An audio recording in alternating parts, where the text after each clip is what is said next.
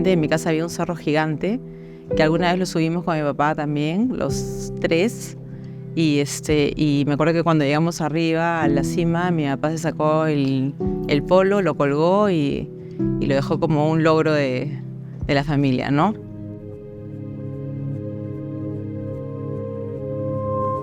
Hola, soy Álvaro.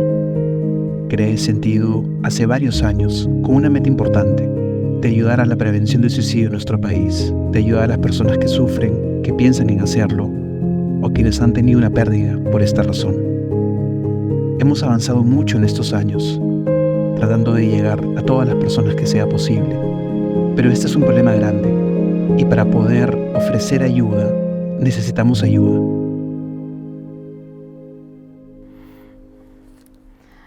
Sí, claro que quiero ayudar. Bueno, a mis 10 años de edad, me tocó vivir la pérdida de mi padre por suicidio.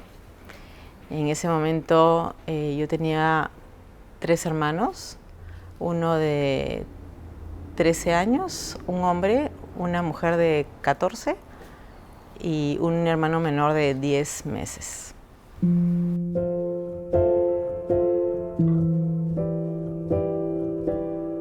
Yo recuerdo de que salíamos mucho a pasear, que mi papá tenía una camioneta y nosotros íbamos en la tolva y mi papá manejaba y nos íbamos a pasear sin guía en la época que se podía subir a la tolva sin cinturón de seguridad. Mi papá era un hombre bastante sociable, muy alegre, le encantaba contar chistes uno tras otro, tras otro, tras otro. Realmente era una persona muy divertida. Yo estaba en mi cuarto y yo salgo corriendo y él estaba sentado en la silla. Yo no recuerdo la imagen de mi papá cómo estaba ni nada, pero sí era consciente que había pasado algo grave. Lo que me acuerdo claramente es que yo salgo corriendo de la cocina y al jardín y yo me arrodillo y le pido a Dios que por favor no se lo lleve. Y le ofrezco comer mondongo, que era el mayor sacrificio que yo podía hacer, ¿no? Y prestar mis Barbies, y prestar mis juguetes, ¿no? Me acuerdo que quise negociar con Dios. Pero no funcionó. Se fue igual. Nunca nos reconstruimos. Jamás. Y nunca nos reconstruimos porque de alguna forma la sociedad en ese entonces y ahora inclusive no está capacitada para escuchar una cosa de esta magnitud. A mis 10 años a mí me dijeron que no dijera que había muerto por suicidio. Me dijeron que dijera que había muerto por un infarto. Y eso me parece súper duro porque ni siquiera tienes permiso para llorar. En lugar de explotar, implotas. Y claro, de repente nadie entiende tu comportamiento, nadie entiende lo que haces y muy lejos de ser contenidos y acompañados, probablemente fuimos muy juzgados, ¿no? Por los comportamientos que estos 3 niños tuvieron. Mi hermano se convirtió en un hombre violento, que andaba metiendo puñetes a las puertas, haciéndolas hueco a las puertas de madera. Entonces teníamos que pegar un póster encima para tapar el hueco. Y así mi hermana se refugió más en los libros, fue más sobresaliente aún. Pero por dentro ella se quedó como la hermana mayor de nosotros y para una chiquita de 13, 14 años era un rol demasiado grande, ¿no? Mi familia se rompió en pedacitos, todos. Nunca nos pudimos sentar a que cada uno diga cómo lo vivió. Yo tengo entendido que mi papá se dispara delante de mi hermano, el de 12 años. Mi hermano ya estaba muy conflictuado, entonces él terminó yéndose de la casa, creo que se fue a la casa de mi abuela un tiempo, y de ahí al poco tiempo mi hermana mayor se fue de la casa también, porque en la casa el ambiente no era agradable, con mi mamá no nos llevábamos, y lo que mi hermano menor ha vivido es eso, ¿no? Él ha crecido con 3 hermanos absolutamente golpeados, destruidos, confundidos, desprotegidos, sin recursos, y él ha ido viendo cómo cada uno de nosotros nos hemos ido de la casa. Y creo que eso para él ha sido un abandono tras otro abandono, tras otro abandono, ¿no? Y 25 años después, mi hermano menor también decide suicidarse.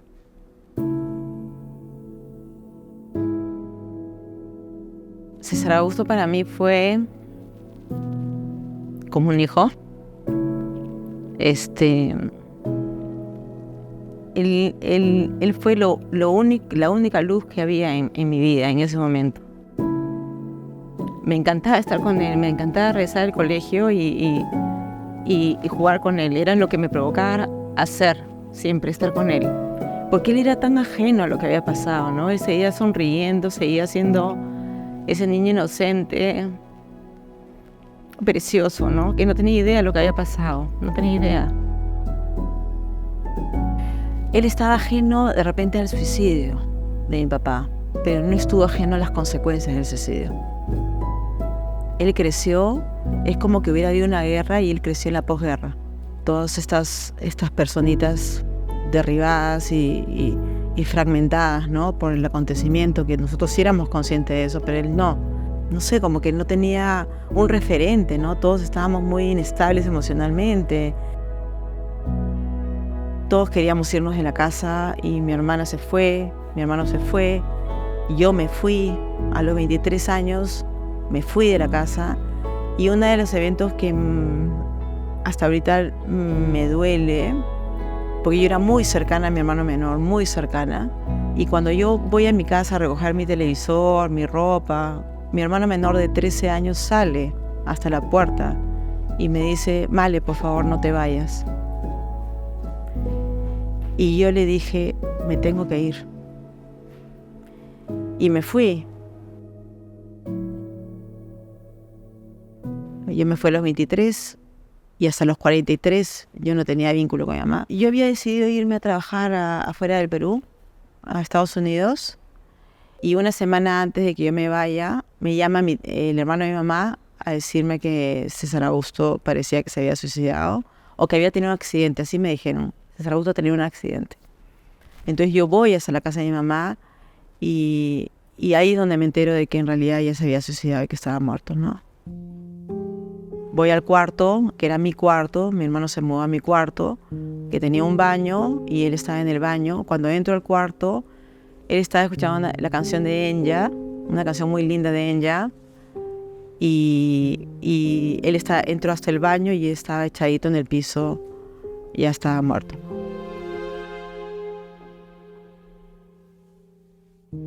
Entonces regreso acá a Lima, y yo había estado acá como 3 años con una persona de pareja, y cuando regreso yo lo llamo a esta persona porque era lo más cercano que yo tenía en realidad, y él sabía lo que César Augusto significaba para mí, ¿no? Y bueno, y ahí quedó embarazada. Y fue bien loco porque yo sentía que el embarazo era mi hermano reencarnándose. Mi hermano Lucho se fue de la casa como a los 16, 17 años, muy temprana edad, a la casa de mi abuela, creo. Después regresó en algún momento. Ven, Brisita, que te necesito para atestiguar. Regresó en algún momento, pero como te contaba hace un rato, teníamos una relación muy distante porque él era muy violento, muy violento. Y la vida nos unió de alguna forma porque cuando yo tenía unos 29 años, no me acuerdo exactamente cómo, nos encontramos y él trabajaba en Pacífico Vida en ese entonces, en una compañía de seguros de vida.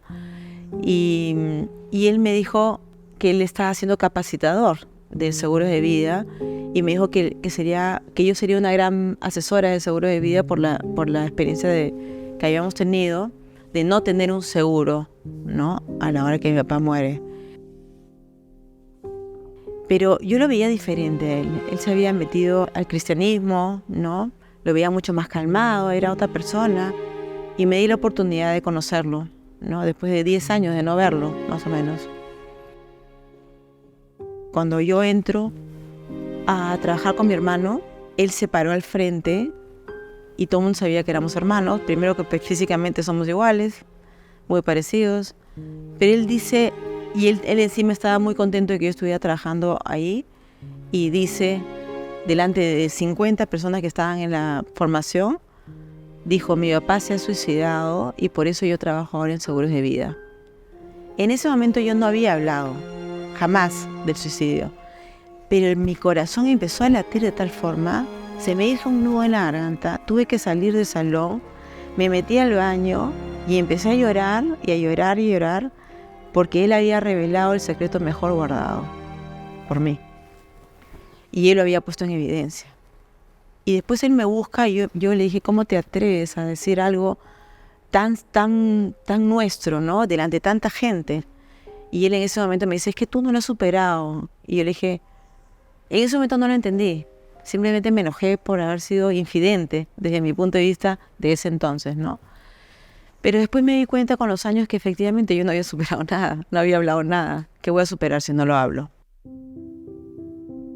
Ahora sí puedo decir que ya lo superé, porque tengo 14 años hablando hasta el cansancio de esto, y hoy en día lo estamos hablando así, cámara abierta, para que todo el mundo, a través de esta experiencia, puedan darse cuenta de lo importante que es hablar, decir lo que te pasa, buscar ayuda, estar abierto a recibirla, esa es otra, porque puedes buscar ayuda y no estar abierto a recibirla y no pasa nada, y entrar en tu vulnerabilidad, ¿no? Para poder sanar lo que haya que sanar.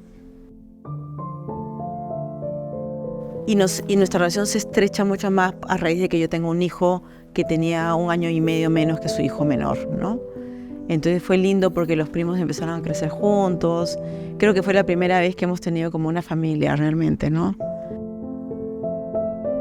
Pudimos integrarnos nosotros dos y era bonito porque podíamos hacer reuniones familiares, paseos que nunca hemos hecho.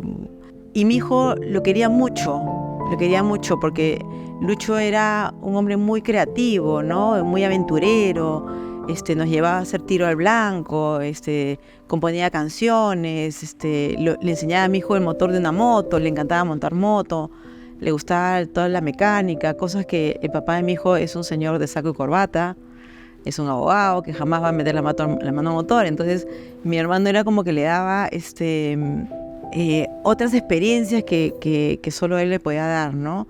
Más aventureras. Entonces sí, tenían un vínculo muy bonito y era muy gracioso. A él también le gustaba contar chistes como a mi papá, era igualito que mi papá, medio histriónico cuando contaba sus chistes, muy expresivo, muy divertido, ¿no? Cuando mi hijo tiene 13 años, yo tenía 48, 49, mi hermano tendría 51, 52, me dan la noticia de que mi hermano también se había suicidado. Esta vez me tocó ver una escena que de verdad fue demasiado aterradora o de película realmente.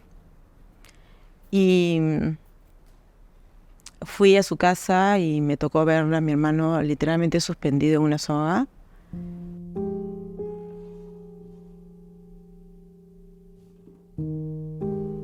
Este tercer suicidio que me toca vivir lo vivo diferente por varias razones.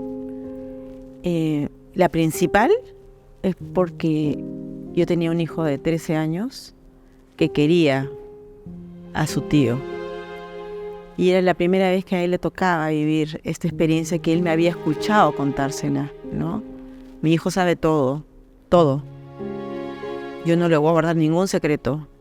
Él sabe lo de mi papá, sabe lo de mi otro hermano, y esta vez le tocó vivirlo en carne propia, ¿no? El suicidio de su tío. Y claro, me preocupo por eso, ¿no? Porque yo no quiero que mi hijo piense de que este es un camino a seguir, ¿no? Y que este es el legado familiar. No lo creo así, ¿no?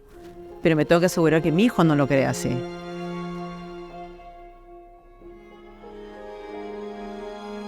En un duelo por suicidio hay otras emociones que aparecen, ¿no? Como la incapacidad de poder hablar de este tema. Es horrible no poder hablarlo. Y cuando lo tratas de hablar, la gente te cambia de tema, ¿no? O te dicen: mal, no hables porque me voy a poner a llorar contigo. Y yo le decía: llora conmigo, por favor.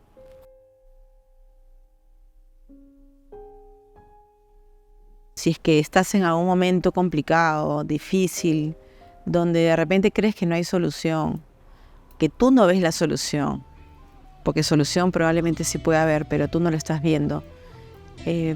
Pide ayuda, busca ayuda, agota todas las posibilidades, no lo trates de hacer solo, no lo trates de hacer solo. Hay algo que la muerte jamás se va a poder llevar, y son los recuerdos y las vivencias que has tenido con tus seres queridos. Yo me quedo con los 25 años que compartí con mi hermano menor, que no es poco, son 25 años. Y me quedo con los 52 años de mi hermano mayor. Muchos recuerdos, muchas anécdotas, mucho agradecimiento por momentos compartidos, y con eso me quedo. Te hablo de un desvalido que vive haciendo esfuerzos para caminar, un joven que no tiene la oportunidad para estudiar, niños abandonados, temerosos de lo que irá a pasar. Esa es la realidad para tanta gente en nuestra sociedad.